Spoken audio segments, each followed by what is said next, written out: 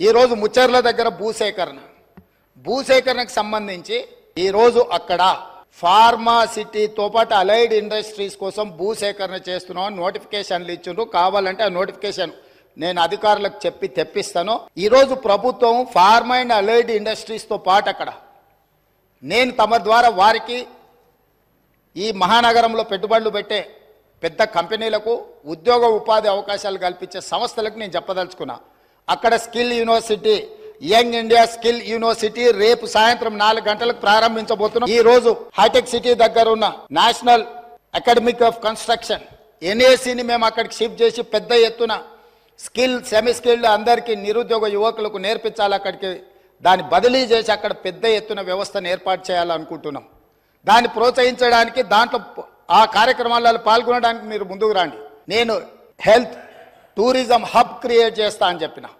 Sports universities, ఈరోజు యువకులు గంజాయి అని డ్రగ్స్ అని ఉద్యోగ ఉపాధి అవకాశాలు దొరకక వ్యసనాలకు లోనయ్యి తప్పుదోవ పడుతున్నారు. కాబట్టి తెలంగాణ సమాజంలో ఉన్న లక్షలాది మంది నిరుద్యోగ యువకులకు ఒక సాంకేతిక నైపుణ్యం నేర్పించి ఈ రాష్ట్రం ఈ దేశంలోనే కాదు మిడిల్ ఈస్ట్ కంట్రీస్ నుంచి వివిధ దేశాలకు వెళ్ళి ఉద్యోగ ఉపాధి అవకాశాలు పొందాలి అని చెప్పి అక్కడ స్కిల్ యూనివర్సిటీతో పాటు ఇతర దానికి సంబంధించిన నైపుణ్యం కలిగిన విద్యా అవకాశాలు కల్పించే యూనివర్సిటీలకు నేను అక్కడ అవకాశం ఇస్తా అని చెప్పిన అధ్యక్ష.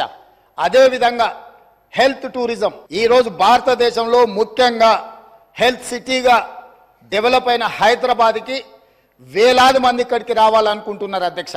ఈ రోజు ఇక్కడ ఉన్న అంతర్జాతీయ ఎయిర్పోర్ట్ నుంచి బంగ్లాదేశ్కో మిడిల్ ఈస్ట్ కంట్రీస్కి డైరెక్ట్ ఫ్లైట్ ఉంటే ప్రతిరోజు వేలాది మంది ఈరోజు ఇక్కడికి వచ్చి వైద్యం పొందాలి అని వస్తున్నారు అధ్యక్ష. అందుకోసం నేను హెల్త్ టూరిజం హబ్ను తయారు చేసి అక్కడ ఒక 1000 ఎకరాల ప్రపంచ స్థాయి వైద్య సౌకర్యాలను ఏర్పాటు చేసే సంస్థలను పిలిచి ఇక్కడ హైదరాబాద్ నగరంలో ఉన్న పెద్ద పెద్ద కార్పొరేట్ ఆసుపత్రులతో పాటు పేదలకు అతి తక్కువ ధరతో వైద్యాన్ని అందించడానికి అన్ని రకాలుగా ఎన్నెన్ని డిసీజులు ఉన్నాయో వాటన్నిటి కూడా స్పెషలైజ్డ్ హాస్పిటల్స్ ఏర్పాటు చేయాలని అక్కడ మేము నిర్ణయం తీసుకున్నాం అధ్యక్ష.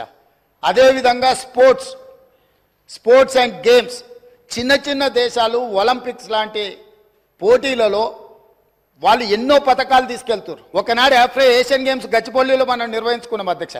అంతర్జాతీయ స్థాయిలో ఆటల పోటీలు నిర్వహించుకున్న హైదరాబాద్ రాష్ట్రము తెలంగాణ ఈరోజు ఆనాడు నిర్మించిన ఇన్ఫ్రాస్ట్రక్చర్ని ఈరోజు మనము అసలు ఎలాంటి ఉపయోగం లేకుండా నిరుపయోగంగా తాగుబోతులకు అడ్డాగా ఈ స్టేడియంలన్నీ మారుతున్నాయి.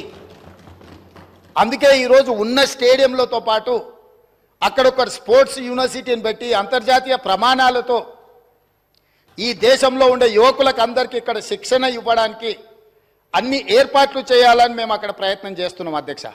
ఇవాళ యువకులకును క్రీడల వైపు ప్రోత్సహించాలన్న ఆలోచనతో అక్కడ ఒక స్పోర్ట్స్ యూనివర్సిటీ, ఒక స్పోర్ట్స్ హబ్ చేయాలనుకుంటున్నాం అధ్యక్ష. అంతర్జాతీయ ప్రమాణాలతో క్రికెట్ నిర్వహించడానికి అక్కడ ఒక స్టేడియం నిర్మించడానికి బీసీసీఐతో నేను మాట్లాడిన అధ్యక్ష.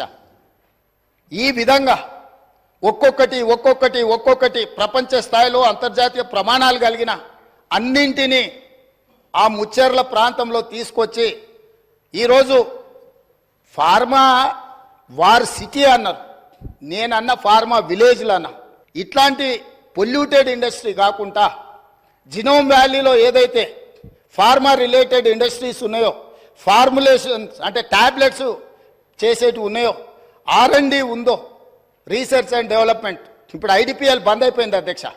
ఇట్లాంటివన్నిటిని కూడా అక్కడ ఒక 4000 ఎకరాలలో ఒక అద్భుతంగా ప్రపంచానికి ఇవాళ వ్యాక్సిన్, కోవిడ్ వ్యాక్సిన్ ఎవరు తయారు చేసిండ్రు అధ్యక్ష?